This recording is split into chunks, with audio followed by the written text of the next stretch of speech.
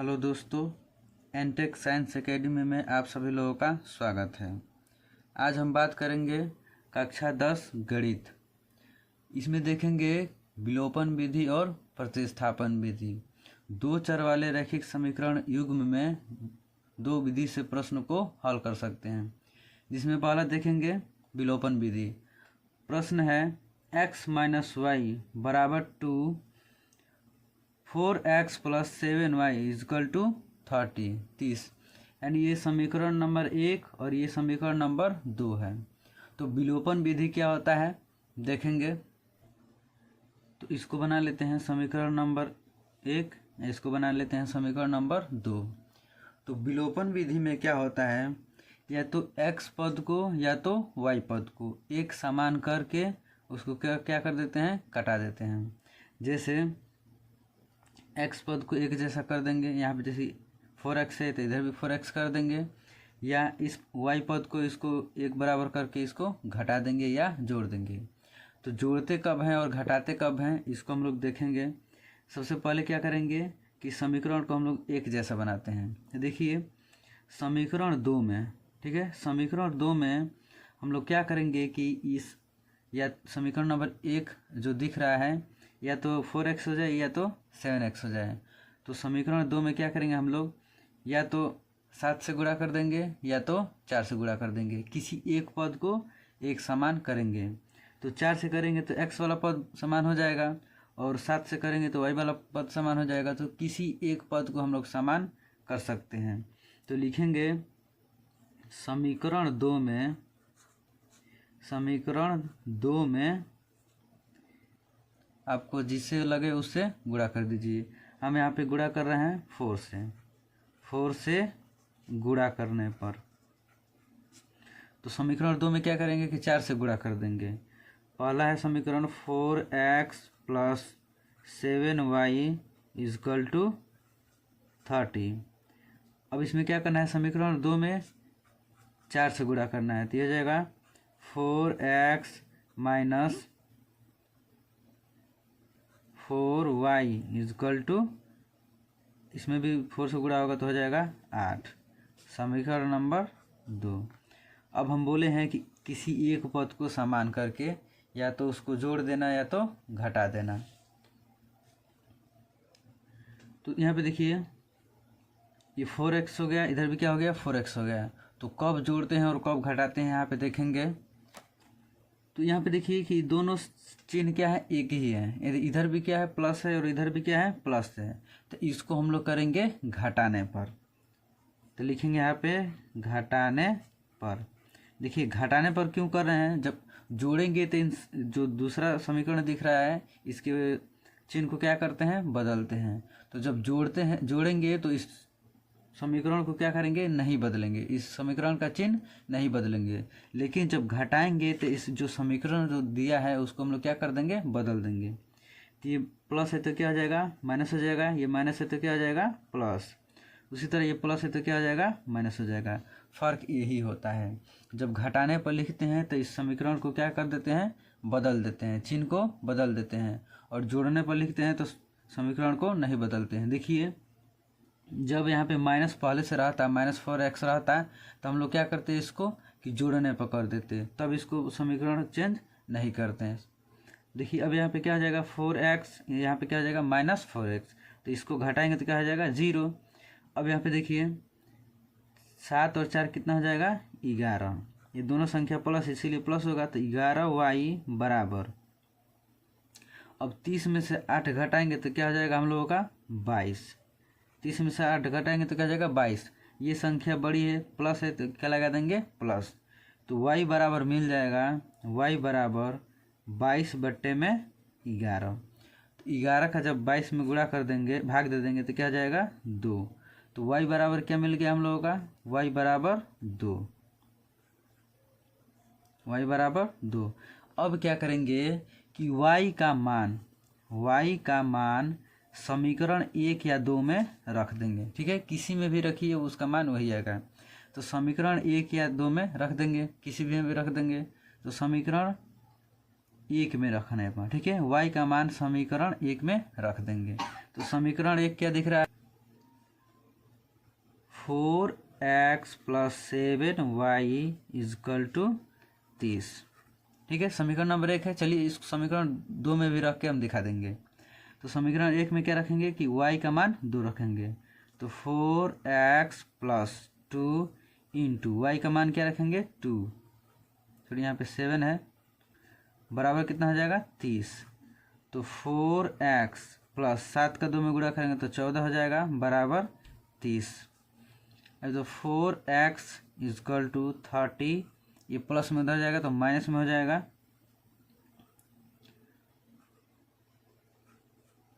14। तो 4x बराबर 10 में से 6 जाएगा तो 4 जाएगा तो 6 हो जाएगा, और 2 में से 1 जाएगा 1 हो जाएगा। अब x बराबर क्या मिलेगा 16/4।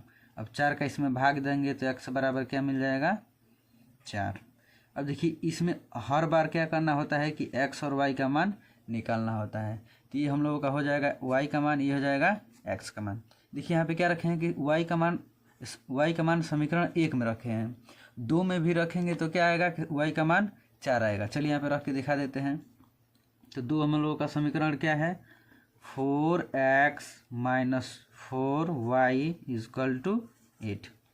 अब इसमें क्या रखना है कि y का मान 2 रखना है, तो 4x - 4 इंटू वाई का मान क्या है 2 इजकल टू 8। तो 4x - 4 दूनी 8 हो जाएगा, बराबर 8। तो 4x इजकल टू 8, ये माइनस में उधर जाएगा तो प्लस में हो जाएगा 8। तो 4x इजकल टू 8 में 8 जोड़ेंगे तो कितना हो जाएगा 16। तो x बराबर 16/4। तो 4 का इसमें भाग देंगे तो क्या हो जाएगा x बराबर 4, 4 चौके 16। तो इस तरह से भी हम लोगों का क्या है कि x का मान 4 आया। तो y का मान या तो y का मान या x का मान समीकरण 1 में रखिए या 2 में रखिए, आंसर में कोई परिवर्तन नहीं होगा। ये हम लोगों का क्या हो जाएगा आंसर हो जाएगा। अब इसी क्वेश्चन को हम लोग देखते हैं प्रतिस्थापन विधि। देखेंगे प्रतिस्थापन विधि क्या होता है। उसी क्वेश्चन को हम लोग क्या देखेंगे कि प्रतिस्थापन विधि से हल करेंगे। देखिए प्रतिस्थापन विधि से हल कीजिए या विलोपन विधि से हल कीजिए, उन दोनों का मान क्या आता है सेम आता है। तो उसमें x का मान क्या आया था विलोपन विधि से जब उसको हल किए हैं तो x का मान क्या आया है हम लोगों का 4 आया है, और y का मान कितना आया है, y का मान कितना आया है हम लोगों का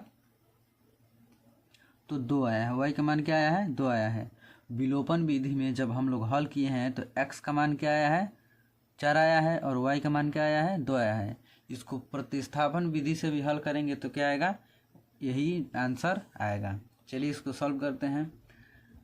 तो प्रतिस्थापन विधि में क्या होता है, देखिए प्रतिस्थापन का मतलब ये होता है जैसे एक स्थान से, जैसे ये यहाँ पे है तो इसको दूसरे स्थान तक भेज देंगे तो क्या कहलाएगा हम लोगों का प्रतिस्थापन विधि कहलाएगा, यानी प्रतिस्थापन कहलाएगा। एक स्थान से दूसरे स्थान तक भेज देना ही क्या कहलाता है प्रतिस्थापन कहलाता है।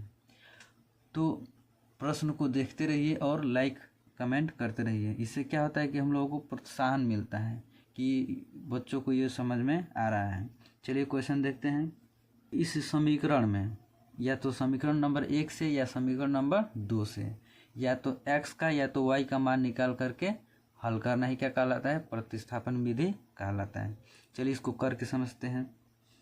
अब यहाँ पे 2 समीकरण दिया गया है, आपको जो आसान लगे उसी से या तो x का मान या तो y का मान निकालिए। तो यहाँ पे निकालेंगे हम लोग समीकरण 1 से समीकरण 2 से। ठीक है, समीकरण 2 आसान दिख रहा है तो समीकरण 2 से x का मान निकालने पर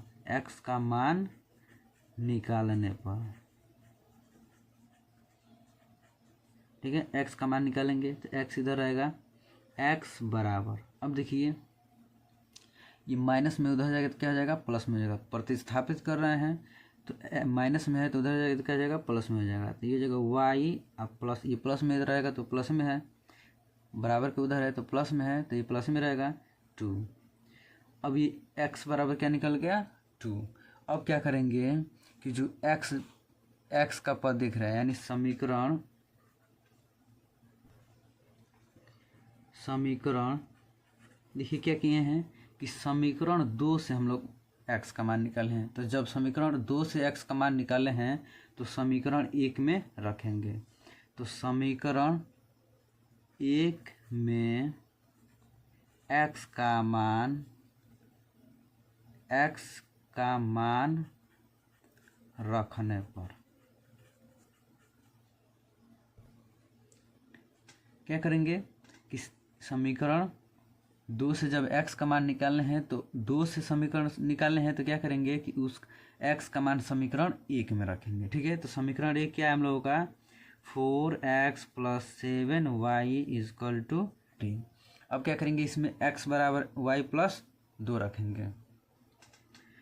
तो 4 ब्रैकेट में y + 2 + 7y = 30। अब इसका गुणा कर लेते हैं तो यह जाएगा 4y + 4 × 2 = 8 + 7y = 30। अब देखिए 7 × 4 = 11 हो जाएगा, 11y = 30। अब ये प्लस में है, इधर आएगा तो माइनस में हो जाएगा, तो -8। तो 11y = 30 में से 8 घटाएंगे तो कितना हो जाएगा 22। तो y बराबर कितना मिल जाएगा हम लोगों का 22/11।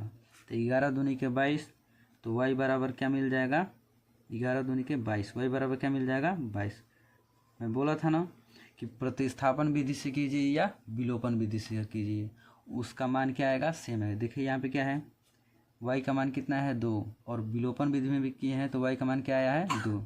अब क्या करेंगे कि y का मान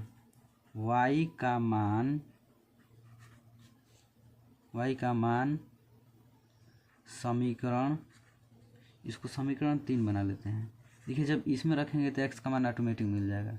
तो समीकरण 3 में रखने पर समीकरण 3 क्या है हम लोगों का x बराबर y + 2। तो x बराबर हो जाएगा y का मान कितना है 2 + 2। तो x बराबर कितना मिल गया 4। तो ये हम लोगों का क्या हो गया प्रतिस्थापन विधि से x और y का मान निकल गया। तो बोर्ड एग्जाम में जैसे क्वेश्चन पूछे वैसे ही क्वेश्चन करना है। प्रतिस्थापन विधि से कहे तो प्रतिस्थापन विधि से करना है, विलोपन विधि से कहे तो विलोपन विधि से हल करना है। ऐसे क्वेश्चन 2 चर वाले रैखिक समीकरण युग में पढ़ाया गया है। उसका लिंक इस वीडियो के डिस्क्रिप्शन में दे दूंगा, आप जा कर के उस क्वेश्चन को देख लीजिएगा, जो कि बोर्ड एग्जाम में बार बार क्वेश्चन पूछे गए हैं। इन्हीं के आधार पर यानी प्रतिस्थापन विधि और विलोपन विधि से हल करने हैं। मिलते हैं अगले वीडियो में, तब तक के लिए धन्यवाद।